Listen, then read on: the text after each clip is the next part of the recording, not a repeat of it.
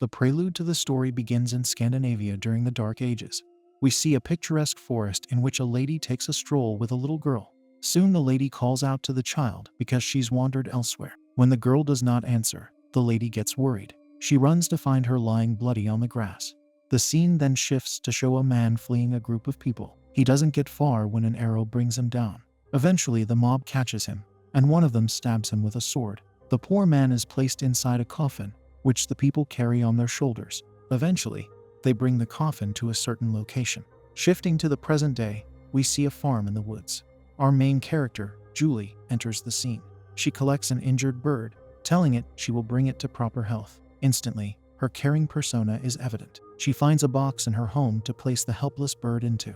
Later, she shows it to her younger sibling, Stephen, telling him they have to take care of it. The boy hopes the bird gets better, and so does Julie. Contrasting against the farm, the scene changes to showcase a city, where a woman sits in her office, looking at a devastating article on her computer screen. She is Rebecca, a social worker. Another lady named Mikila enters her office to tell Rebecca that they should have let her know what happened sooner. But Rebecca says it is fine. She starts to say something about how the incident regarding a family in the article was the last time she saw them. However, she cannot finish her sentence.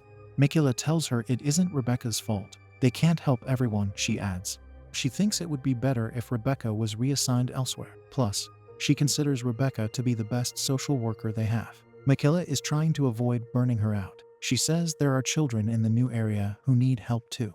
The next scene shows us a middle-aged couple. The husband, Todd, stands up to say he has some things to do. Then we see Julie showing her bird to two young girls. They all seem to like it. In a short time, Julie hides the bird box in a cabinet because the creature inside keeps chirping quite loudly. The children start eating breakfast.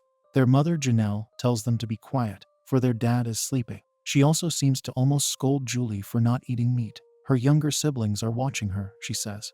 They need to grow up strong, so they need to see their big sister eat meat. Switching to Todd, he wakes up and hears the chirps of the bird from upstairs. Angered, he walks to the source.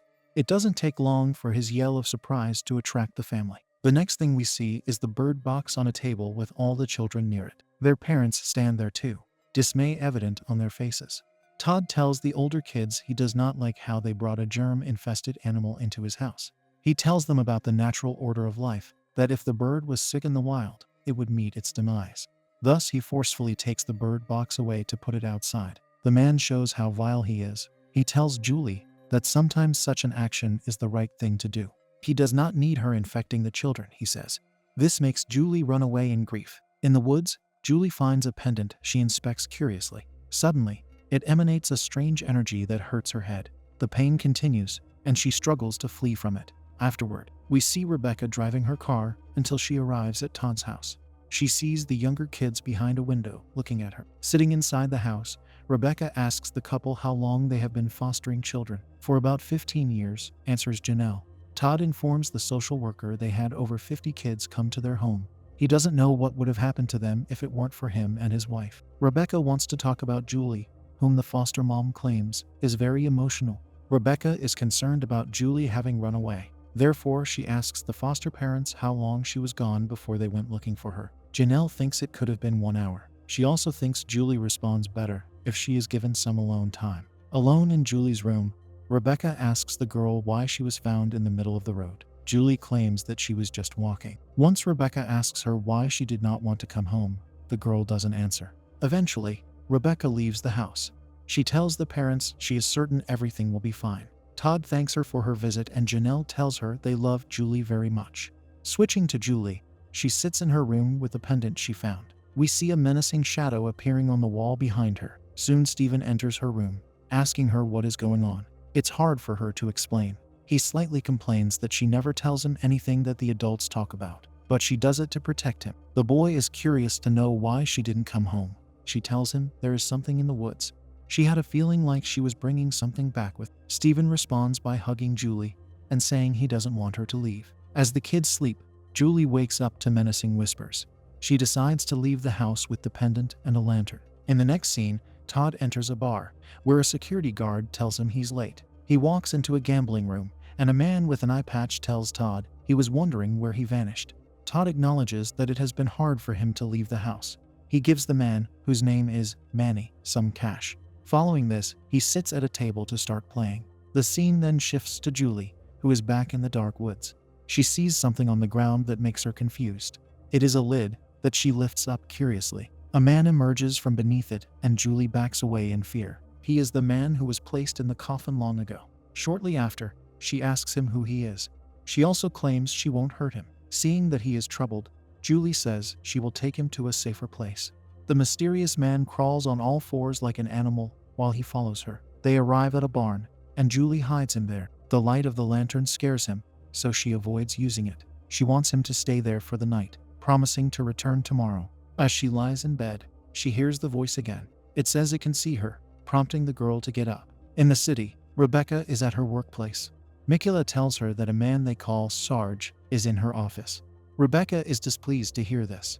She enters her office and greets him. His real name is Donovan. He tells Rebecca he didn't see her at a certain funeral. Her excuse for being absent is that she had a case. Donovan is a detective who reveals to her he won't be one for too much longer. He will be going into federal service. His main reason for being in Rebecca's office is that he wanted to offer her a job. It would require relocation, but the pay would be very much worth it. Donovan advises her to think about it for some time. At the farm, Todd arrives with groceries, and he wants Julie to unload the truck. He tells her she will be out in a few months, whereas the other kids will stay. She asks him why he doesn't simply adopt them. Then she realizes out loud that if he did, his checks would stop coming. Todd instantly smacks her down for saying those words. Stephen stands nearby to witness it. Later, she sees him in their room and asks what he's doing. He looks out the window, saying there is something in the woods that is scaring him. To comfort her foster brother, she says she used to be scared of dogs because she was bit by one when she was his age.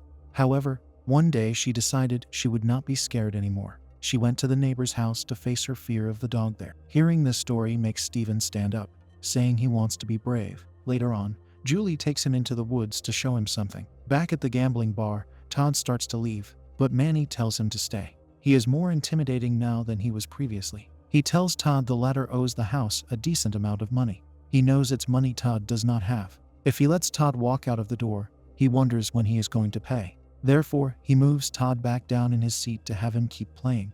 Switching back to Julie, she arrives at the barn with Stephen. There she approaches the man she brought in yesterday to give him food.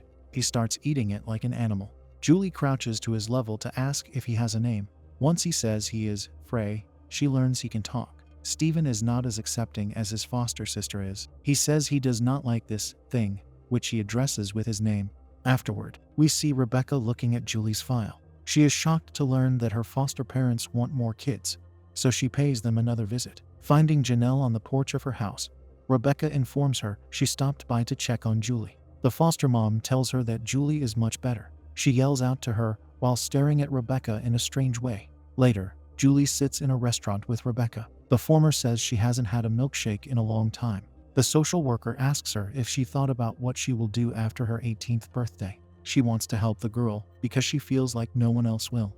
At night, Julie goes to the barn to check on Frey, but she can't find him there. Elsewhere, we observe a man working on his car. A woman who is likely his wife hears him cursing from inside and yells out that he should stop it. When his radio stops working, he wonders why. Suddenly, Frey appears behind him to bite the unsuspecting man like a vampire. Hearing it, his wife exits the house to look for the source of the commotion. Only her screams echo into the night. The barn is littered with chunks of flesh.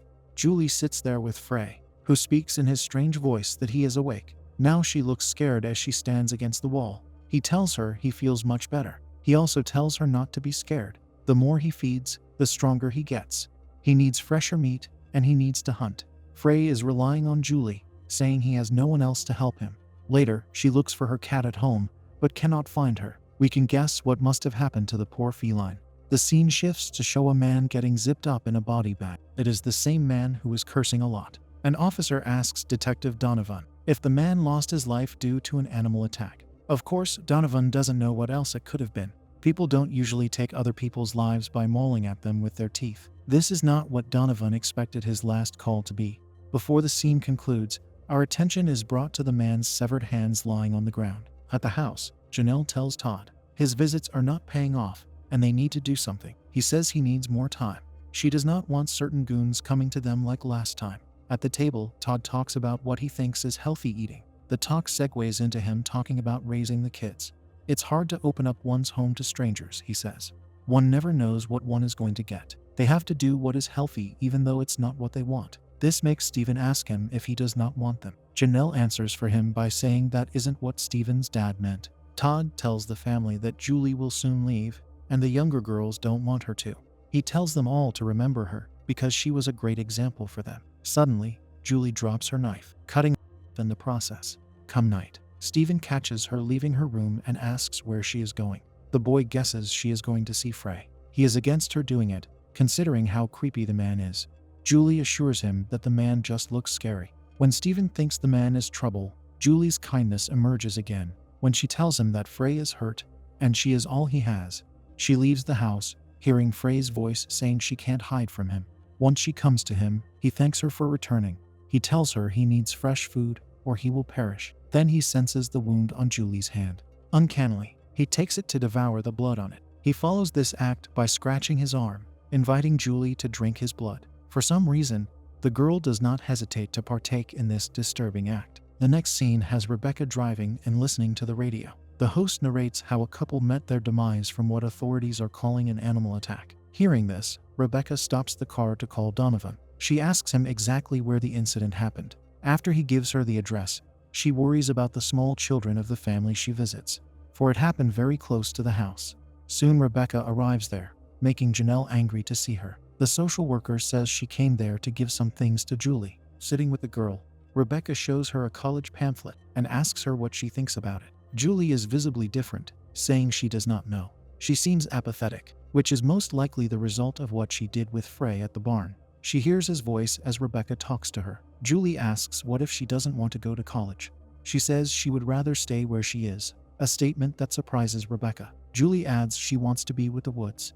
Seeing her injury, Rebecca wants to have a closer look, but Julie moves her hand away abruptly. When Rebecca goes to the other room, Julie's nose starts to bleed. In the living room, Stephen tells Rebecca there is something wrong with his foster sister. He says she met a man in the woods and he doesn't like him. Janelle overhears the conversation and thinks it's absurd what Stephen is saying. The boy has a wild imagination, she adds.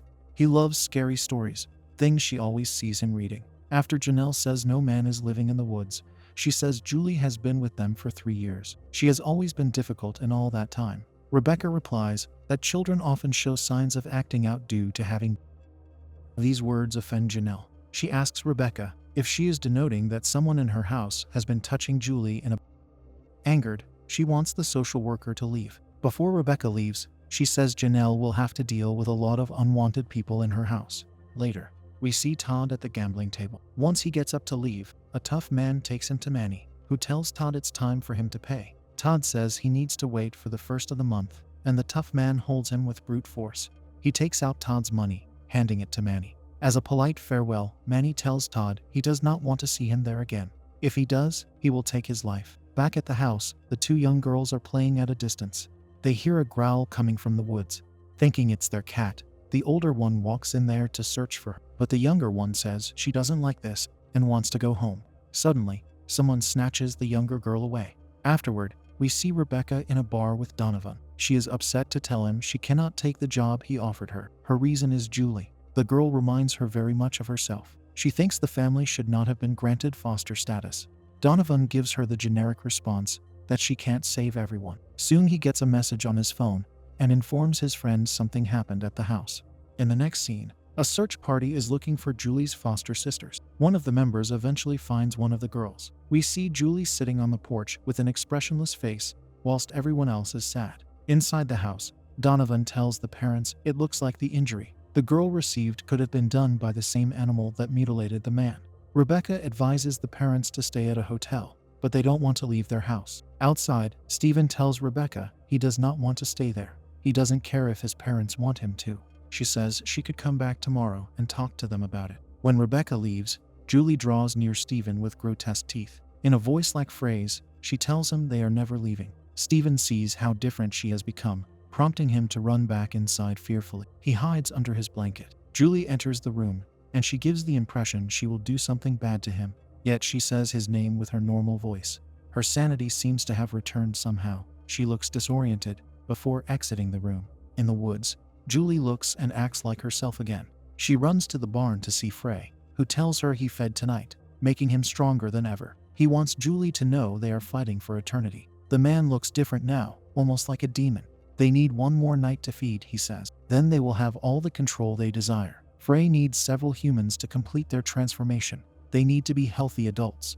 Again, Julie is not herself. She cryptically tells him they are at her house. Shortly after, Mikula walks into Rebecca's office and says she wants Rebecca to take a vacation. She wants it to happen immediately, which Rebecca agrees to. Soon we see her at the bar with Donovan. They are both laughing until Rebecca gets a call from Julie, who says something is wrong with Janelle. However, the lady is just sleeping while Julie stands beside Janelle as her corrupt self. Rebecca reports this peculiarity to Donovan, and he quickly agrees to go with her. At the house, Stephen rushes to his foster parents when he catches sight of Frey outside. Janelle tells Todd to go get him. Exercising his power as the man of the house, Todd collects his rifle before venturing outside to hunt for the evil creature. He yells that he has a right to claim the life of whoever is out there. In the darkness, someone keeps running too fast for him to focus on. It does not take long for him to see Julie approaching him slowly. She says she has been waiting for this moment for a long time. He sees her grotesque teeth and becomes scared, but the one who grabs him is Frey. He puts Todd down for Julie to bite. The girl finally gets her revenge on him. Moving along, Frey enters the house, where Janelle yells for him to get out. Once Julie appears, her foster mom asks who did this to her. She tells the woman that she did. When Janelle calls her a monster, Julie replies, "It is the former who kept Julie from her calling. That is why she must meet her demise." However, Janelle manages to escape with Stephen. From the room they are hiding in, Janelle looks out the window and sees Todd lying lifeless on the ground. The grotesque sight causes her to scream his name in sorrow. Soon Donovan arrives with Rebecca. Seeing Todd, the detective says it was no animal attack that did this to him. Upon entering the house, Rebecca sees Julie holding Janelle. The girl says this is who she chose to be. She intends to stay there for eternity with her husband Frey. However, Rebecca attempts to reawaken her sanity by calling Julie a good person. Outside, Donovan manages to shoot Frey down. He is surprised to see no blood, leaving the wound on the strange being. Following this, Julie bites Janelle, and Rebecca runs away with Stephen. She runs into Donovan, who gets wounded by Frey behind him. Frey says the detective's pride proved to be toxic for all of them. He follows those words by smacking Rebecca down. As Julie watches him walk toward Stephen, she experiences mixed emotions.